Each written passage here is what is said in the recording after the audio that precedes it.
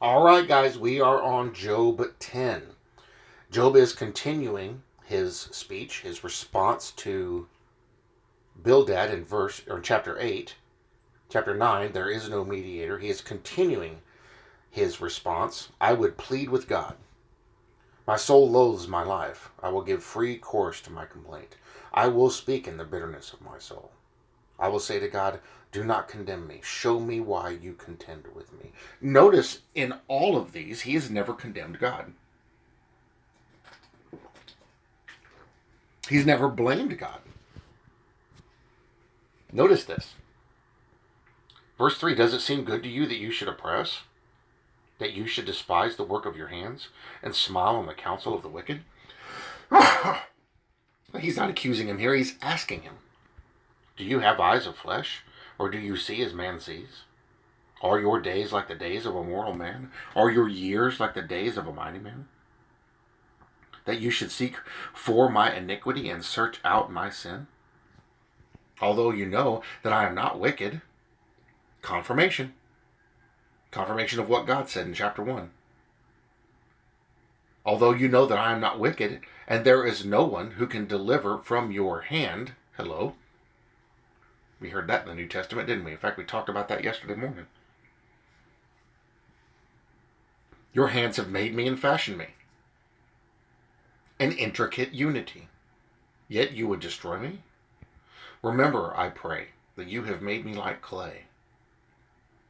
And will you turn me into dust again? He understands. He knows how Adam and Eve were. He knows what happened with them. In fact, I think he lived fairly closely to them too, to that lifetime. Did you not pour me out like milk and curdle me like cheese? Clothe me with skin and flesh and knit me together with bones and sinews? You have granted me life and favor, and your care has preserved my spirit. And these things you have hidden in your heart. I know that this was with you. If I sin, then you mark me, and will not acquit me of my iniquity. If I am wicked, woe to me. Even if I am righteous, I cannot lift up my head. I am full of disgrace. See my misery. So this is basically what he's doing. He's pleading with God. If my head is exalted, you hunt me like a fierce lion, and again you show yourself awesome against me. That's pride. You renew your witnesses against me and increase your indignation toward me.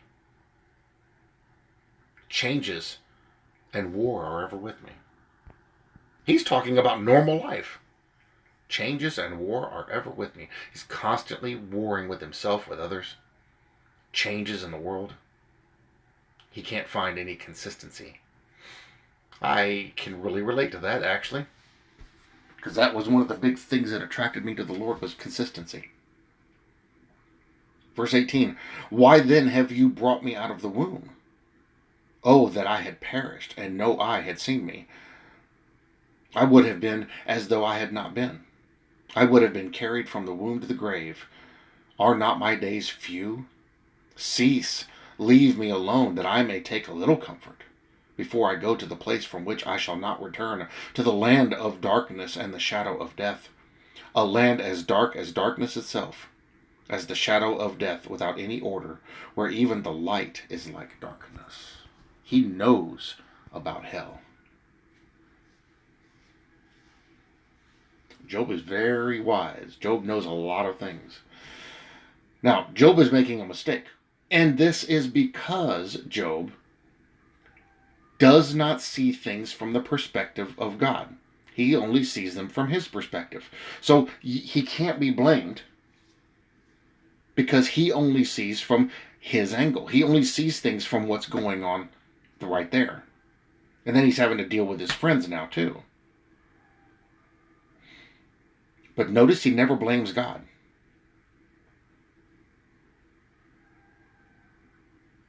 Notice he never casts any false accusations against God. In fact, what he does more than often than not, and so far in every time he's spoken, what he does is he talks about his depravity and his lack, and that he needs providence from God.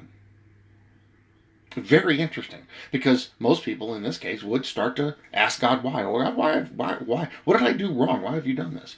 And it's funny because he mentions this, but he doesn't actually say this. He doesn't actually say, God, what have I done wrong? Why have you done this to me?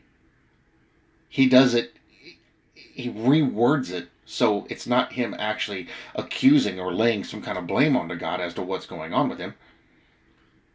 He just asks why these things are happening. Lord, leave me alone. Let me go that I may die and be done with this. Again, I really get a sense there was more going on than just what the first chapter alluded to. I think there was a whole lot more going on in Job's life. And Job was tired of it. He was done with it. He probably had a ton of stresses.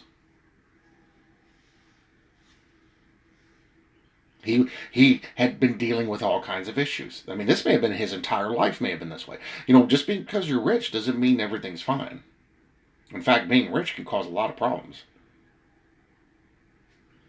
Being rich usually does cause a lot of problems. I think that Job had a whole lot of other stuff going on, and this has just been the icing on the cake. He's like, okay, well, this is a great topper to a life full of turmoil and trouble, and I'm just so sick of it. I cannot even express how much I can relate to this because, there was a very long period where every morning when I woke up and my mind became clear, Lord, I hope today's the day that you take me. I don't want to be alive. Just tired of constantly being beat on every single day by everyone around me. Constantly being tormented, constantly being picked on and made fun of. It never ended. When it started to end is when I stood up and said, you know what? Do it again and we're going to have a problem. And then I showed them.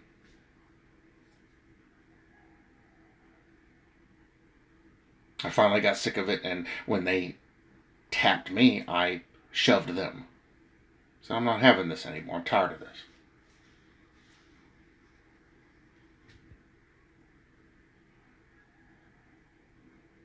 I wonder if something similar is happening here with Job, if the Lord is teaching him something much more important. It may be that he was taken advantage of. I mean, look at the response of the people when they were coming, and somebody comes up and says, my Lord, look, this has happened. And while it says, while that person was still speaking, another one came up and did it. They didn't even show the courtesy of the other person to let them finish speaking. They came up and interrupted them. I'm sorry, did the middle of my sentence interrupt the beginning of yours? And they just started telling him too, so they just dumped it all on him, and everybody's talking over each other. I've been in that situation. I stood in the group of 3 other people with me, all 3 of them talking to me differently, and I'm looking at all 3 of them. And they're all 3 talking completely oblivious to each other. Talking to me. This is years and years and years ago. And they're talking. I'm looking at them. I can't understand anything anybody's saying because 3 people are talking. And they each keep getting louder because they're trying to talk over the other one. And when they all finally paused, and they've all paused at the same time, I looked at them. I said, did you guys just notice what happened here? And they're looking at me. And they're looking at me like they're mad at me. For no reason because they were the ones talking. I said, all 3 of you talked over each other, trying to tell me something different. I have no clue what any of you just said because I couldn't understand any of you because all 3 of you talked over each other. Y'all couldn't stand in one spot and just give me what you were going to give me and wait for the other one. All 3 of you talked over each other trying to talk to me. I have no idea what any of you want. And they all got mad and turned around and walked away. And they were mad at me. Why are you mad at me? You're the ones that were sitting there being disrespectful to each other. So I can understand what Job was experiencing there. I've experienced it. I find more and more as we go through this, I can relate to Job and relate to what he's going through. I've been in this spot. I've been in this place.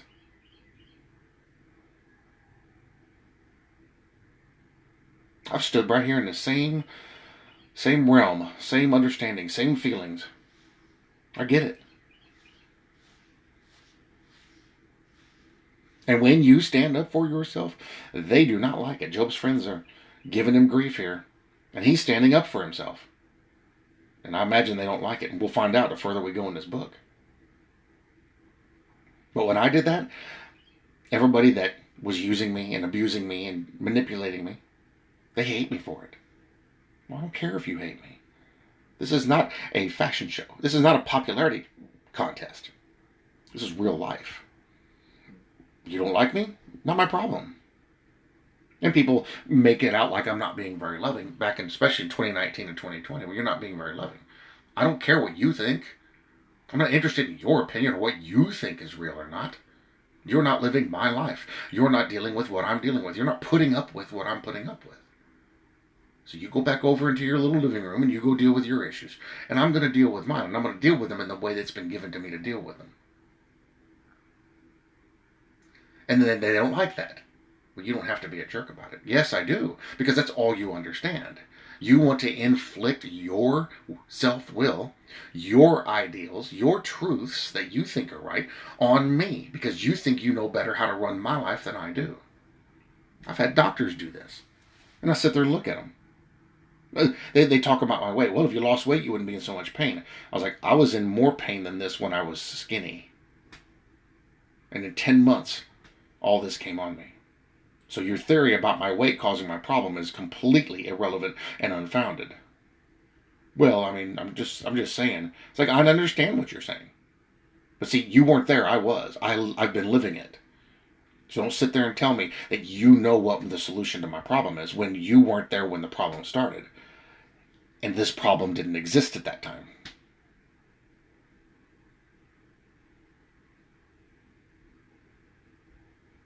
And I've gotten to the point where I've gotten a bit cynical about a lot of this stuff. But when people start telling me that, it's like, oh, you were there? Well, no. Okay, well, then be quiet. Stop talking. See, you sound stupid because you're trying to comment on something you wouldn't even know or have any part to play in. Job's friends are doing the same thing. None of you guys were here when all this happened. None of you guys were here when my life was messing up. You have no business telling me anything. And in a lot of these speeches, I noticed Job just acts like, it's almost like he quits talking to them. He's talking to the Lord. He's not talking to them anymore. So he's kind of ignoring them and brushing them off. I mean, listen, you guys weren't here for all this. You have nothing to say about this. You have no part to play in this. You're just sitting here being a bother to me and tormenting me. Leave me alone. Let me be in my misery. And I found myself in this very same situation, gotten to the point where I have to ask people, are you willing to do it? No, I'm not going to do that. Then don't tell me to do it. Hey, look, man, you don't have to be like that. Yes, I do. Because that's all you understand.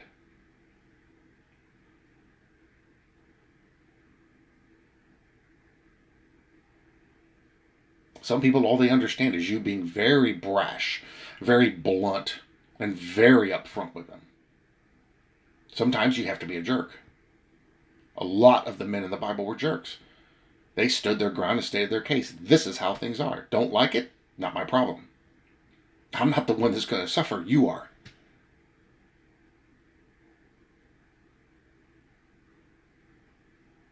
I've come to a place in my life where I have no issues turning around and walking away from somebody when they're acting a fool.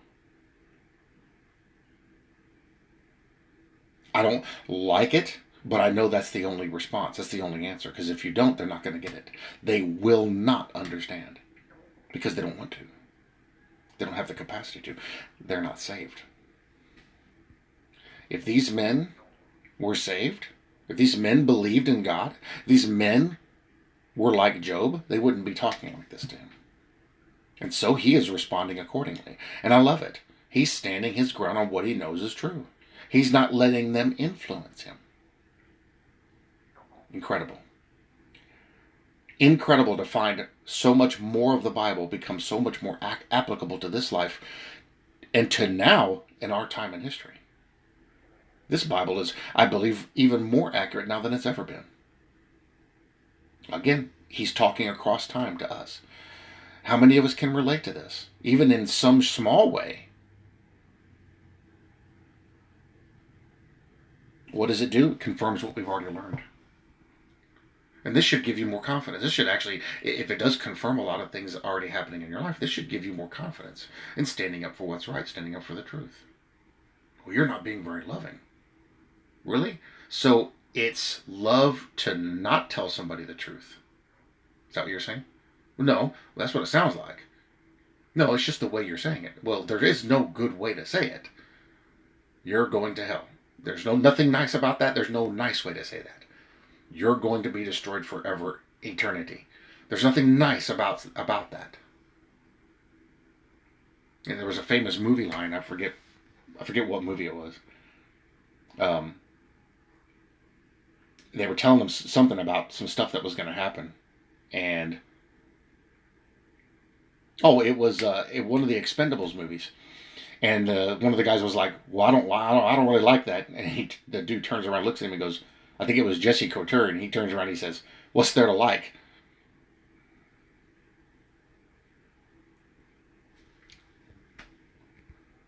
I don't like that. Well, what's there to like about it? It's a detriment to everybody. How you process it and deal with it shows who you are and what kind of person you are. Job, even in this state, is still bold, brash, blunt, and straightforward. I will speak my cause. I will make my complaint.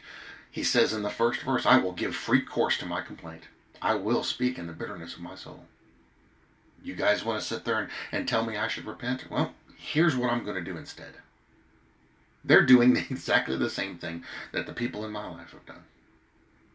And so now, I don't do those things. You want me to what? No. But, no. They may not like it, but it is what it is. Guys, that was Job 10. Amazing. Now, Zophar, not tomorrow's video, the next day's video, Zophar urges Job to repent. Zophar is going to jump in on a bandwagon and start giving him a bunch of grief. And you can already imagine what Job's response is going to be. Now, we're still early in this book. They're going to get into a massive diatribe here. And I'm interested to see what Job has to say, especially after now what we know and what we've all experienced. How much of what he talks about is going to be so applicable to our own lives. Amazing. I love the Bible. It never ceases to amaze. And it never ceases to be applicable to our everyday lives. Guys, that was Job. I thank you all for watching, and I'll see you in the next one.